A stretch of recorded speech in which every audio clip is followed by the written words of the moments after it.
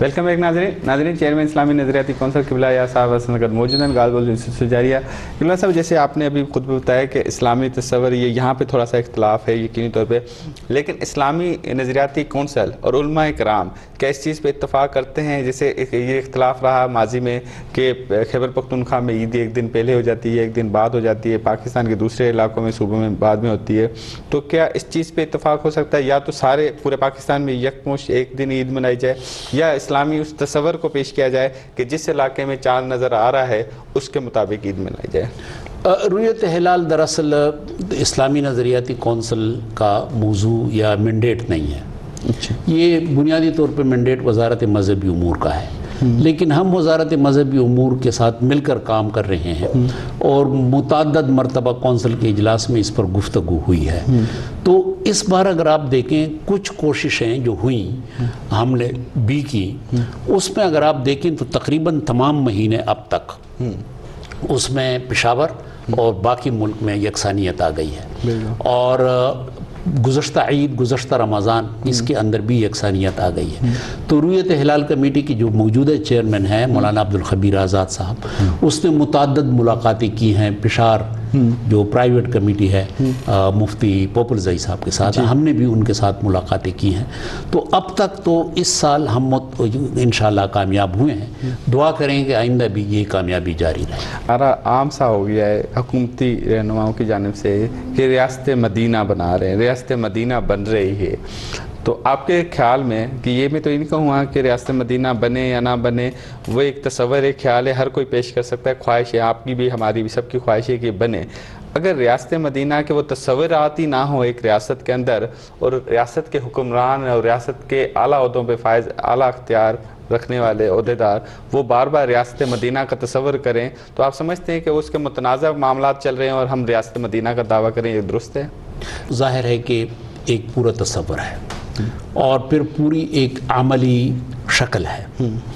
اس میں بنیادی بات یہ ہے کہ ایک عمل ہو جس کو ہم گڈ گورننس کہتے ہیں, اچھا نظم مملکت کا, انصاف ہو, داد رسی ہو, لوگوں کی جو مشکلات ہیں ان کا بہتر مداوع ہو. اب یہ ایک ایسا کام ہے کہ یہ بہت وقت طلب ہے, اس کے لیے ہم سب نے مل کر کوشش کرنی ہے.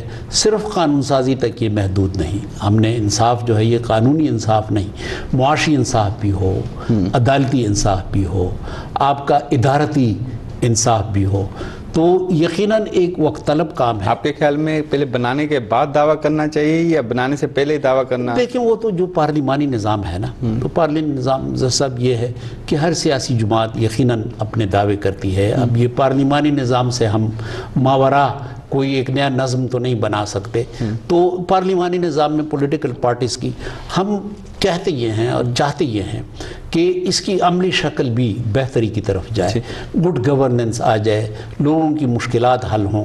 تو یہ ہم سب کی خواہش ہے, مل کر ہم سب نے کام کرنا ہے. ریاست مدینہ میں سود کا تصور ہے؟ سود کے حوالے سے اس وقت بھی سپریم کورٹ میں ایک کیس ہے. اسلامی نظریاتی کونسل نے جو رپورٹ دی تھی اس پر وفاقی شرعی عدالت نے فیصلہ دیا تھا. ایک کام تو ہوا ہے کہ ایک متبادل غیر سودی نظام موجود ہے, میزان بینک ہے, باقی بینکوں نے. اب خدا کرے کہ ہمارے ملک کے اندر معاشی استحکام اس قدر آ جائے کہ ہم سود کی اس لعنت سے, سود کے اس مسئلے سے اپنے آپ کو نجات دلا دیں. سود دینا یا سود لینا اسلامی طور پہ اس کا کیا تصور؟ ناجائز ہے, ناجائز ہے. اس وقت جو اب ریاست کہتی ہے اور مختلف بینکوں نے یہ کہا ہے استقرار کہ اب ہمارے پاس متبادل نظام, تو ایک ابتدائی متبادل تو ہے, وہ متبادل یہ ہے کہ بلا سود بینکاری موجود ہے, تو وہ اس لیول پہ. ابھی میری اطلاع یہ ہے کہ سی پیک چائنا نے بھی یہ کہا ہے کہ ہم آپ کے ساتھ بلا سود بینکاری کے عمل میں وہ کر سکتے ہیں, ٹرانزیکشن کر سکتے ہیں. تو اگر ایسی صورتحال ہے تو اس کا مطلب یہ کہ رفتہ رفتہ اچھا مغرب کے اندر بھی بلا سود بینکاری شروع ہو گئی ہے. تو یہ اچھی شروعات ہیں اور مسلسل کوشش کرنی چاہیے. حکومت IMF کے ذریعے جو سود دیتی ہے کیا وہ حلال ہے؟ آپ کی جو بنیادی آپ کا روٹ جو ہے نا وہ آپ کے معاشی مسائل ہیں.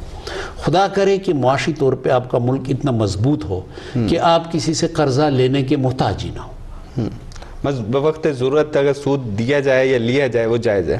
یہ تو میں نہیں کہہ سکتا، یہ تو اگر علماء نے اس پہ کچھ فائنڈنگ کی ہے؟ میرے خیال میں اس پہ اگر کوئی سفارشات ہیں تو مجھے اپنے شعبہ تحقیق سے بات کرنی ہوگی، جو ریسرچ شعبہ ہے۔ میں اس وقت ذاتی طور پہ کوئی رائے نہیں دے سکتا۔ اس پہ بھی تھوڑی سی بات کرنا چاہیں گے، جو ہندو خواتین ہیں سندھ میں اس طرح کے واقعات ہوتے ہیں، لاسٹ ٹائم بھی ہم نے آپ سے یہ بات کی تھی تو آپ نے کہا تھا اسلامی نظریاتی کونسل اس پہ اپنا بھرپور کردار ادا کرے، وزٹ بھی کرے گا سندھ میں ان علاقوں میں۔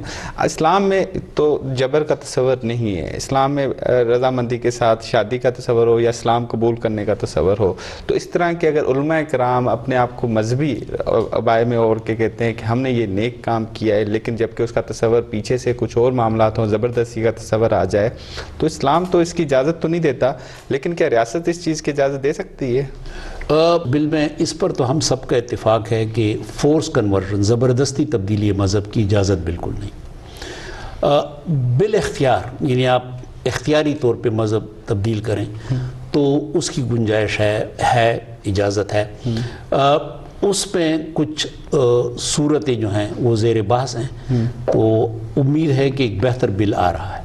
کہا جائے یا انٹیریئر پنجاب کا ہو، خیبر پختونخوا کا ہو، ٹیچرز کا شعبہ یا مختلف جو شعبہ جات ہیں وہاں پہ جابس ادھوری کی جاتی ہیں۔ ادھوری سے مراد یہ ہے کہ کہا یہ جاتا ہے کہ آتے ہیں، حاضری لگاتے ہیں، کہ اسلام میں ویسے کیونکہ اسلامی نظریاتی کونسل کے آپ چیئرمین ہیں، اسلامی علماء بھی آپ کے ساتھ بیٹھتے ہوتے ہیں، کبھی اس معاملے پہ ڈسکس ہوا ہے کہ بھی جاب کرنی ہے تو فیئر کرنی ہے، نہیں کرنی ہے تو پھر اسلام میں یہ ناجائز ہے اور اس کا بڑا اسلامی طور پہ گناہ بھی ہے؟ جو تنخواہ آپ کو مل رہی ہے اس کے بدلے آپ نے ٹائم دیا ہے معاشرے کو، قوم کو، ریاست کو، تو اس سلسلے میں کوئی بھی آپ اس سے انحراف کریں یا ڈیوٹی میں آپ کام چوری سے کام لیں، خلاف شریعت ہے۔ ناظرین، چیئرمین اسلامی نظریاتی کونسل ڈاکٹر قبلہ یا صاحب سان گال بول کے انسان کا پانی میزبان مدثر کے اجازت نہیں دا اندر ہفتے بہراست سے